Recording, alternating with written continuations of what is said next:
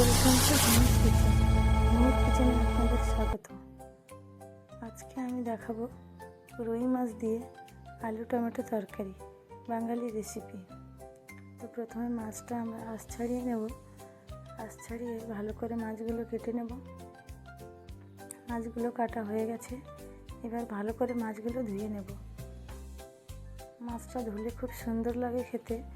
এবার মাছটা ধোয়া হয়ে গেছে, মাছে এবার আমরা মাখিয়ে নেব হলুদ আর নুন। ভালো করে মাছটা মাখা হয়ে গেলে বসিয়ে দেবো উনুনে কড়াই। কড়াইটা গরম হয়ে গেলে দিয়ে দেব তেল। তেলটা গরম হয়ে গেলে দিয়ে দেব মাছ। মাছটা একটু ভালো করে ভাজবেন।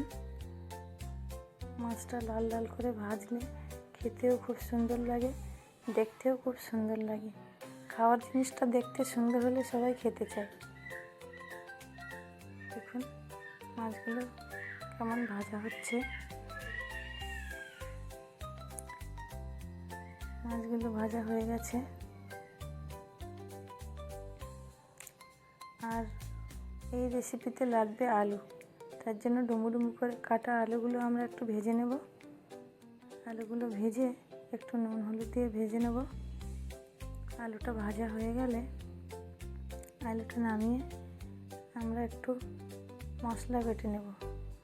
আদা রসুন এগুলো আপনারা চাইলে মিক্সিতে বাটতে পারেন, কিন্তু আমি শিলে বাটছি। মিক্সির মশলা আমার তো খেতে ভালো লাগে না, তাই আমি শিলে বাটছি। দেখুন আলু ভাজাগুলো হয়ে গেছে। আলুটা নামিয়ে এবার কড়াইতে দিয়ে দেবো তেল। তেলটা গরম হয়ে গেলে দিয়ে দেবো পেঁয়াজ কুচি। পেঁয়াজ কুচিটা লাল লাল হয়ে গেলে দিয়ে দেবো আদা রসুনের পেস্ট। পেঁয়াজটা ভাজা হয়ে গেছে, এবার দিয়ে দেবো আদা রসুনের পেস্ট। দেখুন আদা রসুনের পেস্টটা ভালো করে ভাজা হয়ে গেলে দিয়ে দেবো টমেটো কুচি। টমেটো কুচিটা ভালো করে কষে নেবেন।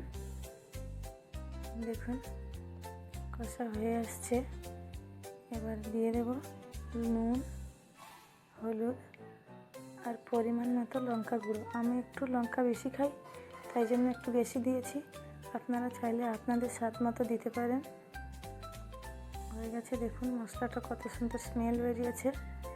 মশলাটা কষা হয়ে গেছে, এবার ভেজে রাখা আলুগুলো দিয়ে দিয়েছি। দিয়ে আলুটা ঠিক 5 মিনিটের মতো কষবো। আলুটা ভালো করে কষে নিয়ে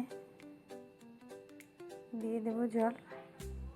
আলুটা কষা হয়ে গেছে, এবার দিয়ে দিয়েছি জল। জলটা ফোটা অবধি আমরা অপেক্ষা করব। তরকারির ঝোলটা ফুটে উঠলেই আমরা মাছগুলো দেব। দেখুন কত সুন্দর ফুটছে। এবার মাছগুলো দিয়ে দেব।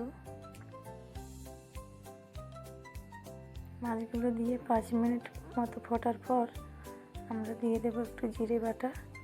কাঁচা জিরে বাটাটা দিলে তরকারিটা, কাঁচা মাছের তরকারি তো, তরকারিটা খেতে খুব সুন্দর হয়। আর গুঁড়ো দিলেও হবে, আপনারা চাইলে গুঁড়োও দিতে পারেন, কিন্তু আমি কাঁচা জিরা বেটে দিয়েছি। আর এবারে দিয়ে দেবো গরম মশলার গুঁড়ো। দেখুন তরকারিটা কত সুন্দর হয়েছে।